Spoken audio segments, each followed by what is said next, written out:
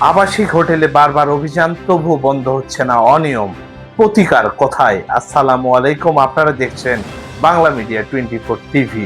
আবাসিক হোটেলে মানুষের নিরাপদ থাকার জায়গা, কিন্তু সেই আবাসিক হোটেলকে ঘিরেই যখন বারবার অভিযান, গ্রেপ্তার আর নানা অভিযোগ সামনে আসে, তখন স্বাভাবিকভাবেই প্রশ্ন ওঠে, এত অভিযান হচ্ছে, এত মানুষ গ্রেপ্তার হচ্ছে, তাহলে সমস্যার স্থায়ী সমাধান হচ্ছে না কেন? সাম্প্রতিক সময়ের বগুড়ার কয়েকটি ঘটনায় এই প্রশ্নকে আরো সামনে নিয়ে এসেছে। 10 আগস্ট বগুড়া শহরের পুরান বগুড়ার 3 মাথা এলাকায় একটি আবাসিক হোটেলে যৌথ অভিযান চালায় র‍্যাব 12 ও পুলিশ। অভিযানে 15 নারীকে গ্রেপ্তার করা হয়। একই অভিযানে আটক 4 পুরুষকে ভ্রাম্যমাণ আদালতের মাধ্যমে বিভিন্ন মেয়াদে সাজা দেওয়ার খবর প্রকাশিত হয়েছে। কিন্তু সবচেয়ে গুরুত্বপূর্ণ বিষয় হলো, পরদিন প্রকাশিত প্রতিবেদনে বলা হয়, ওই হোটেলটি এর আগেও প্রশাসনের পক্ষ থেকে সিলগালা করা হয়েছিল। অভিযোগ উঠেছে, সিলগালা পাশ কাটিয়ে হোটেল কর্তৃপক্ষ নতুন গেট তৈরি করে এবং বাইরে তালা ঝুলিয়ে ভেতরে কার্যক্রম চালিয়ে যাচ্ছিল। পরে গোপন সংবাদের ভিত্তিতে অভিযান চালিয়ে নারী পুরুষ সহ 20 জনকে গ্রেপ্তার করা হয়। এখন প্রশ্ন হচ্ছে, একটি প্রতিষ্ঠান যদি একবার সিলগালা হওয়ার পরও আবার কার্যক্রম চালাতে পারে, তাহলে নজরদারি কোথায় ছিল? সিলগালা করার পর সেখানে নিয়মিত তদারকি হয়েছিল কি না, এটিও গুরুত্বপূর্ণ প্রশ্ন।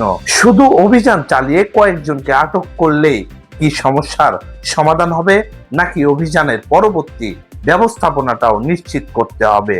কারণ দেখা যাচ্ছে একদিকে অভিযান চলছে, অন্যদিকে কিছু ক্ষেত্রে একই ধরনের অভিযোগ আবারও সামনে আসছে। এর আগেও বগুড়ার সান্তাহারের একটি আবাসিক হোটেলে অভিযান চালিয়ে 8 নারী পুরুষকে গ্রেপ্তারের খবর প্রকাশিত হয়েছিল।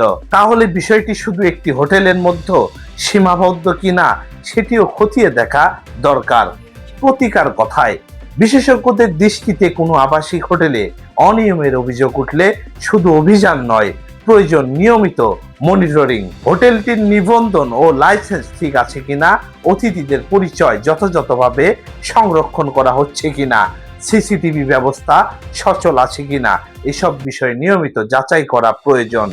আর কোনো প্রতিষ্ঠানের বিরুদ্ধে বারবার অভিযোগ পাওয়া গেলে সেটিকে বিশেষ নজরদারির আওতায় আনা দরকার। তবে একই সঙ্গে এটিও গুরুত্বপূর্ণ, শুধু অভিযোগের ভিত্তিতে কোনো হোটেল বা ব্যক্তিকে অপরাধী বলা যাবে না।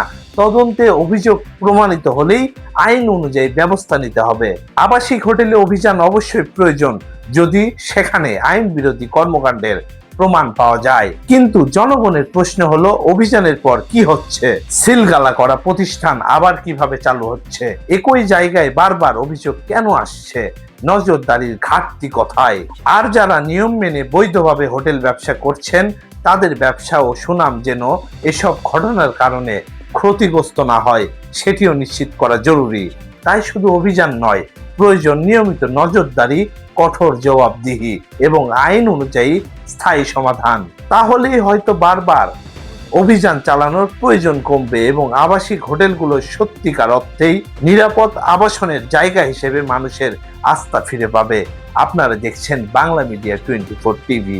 স্থানীয় সমস্যা ও জনস্বার্থের গুরুত্বপূর্ণ বিষয় তুলে ধরতে আমাদের সঙ্গে থাকুন। আমি আতিকুর রহমান অভি। ভিডিওটি ভালো লাগলে লাইক দিন এবং সাবস্ক্রাইব করে আমাদের পাশে থাকুন। সেই সাথে ফেসবুক আইডিটি ফলো করে রাখুন, যেন পরবর্তী নোটিফিকেশন সবার আগে আপনার কাছে পৌঁছে যায়। ধন্যবাদ। আল্লাহ হাফেজ।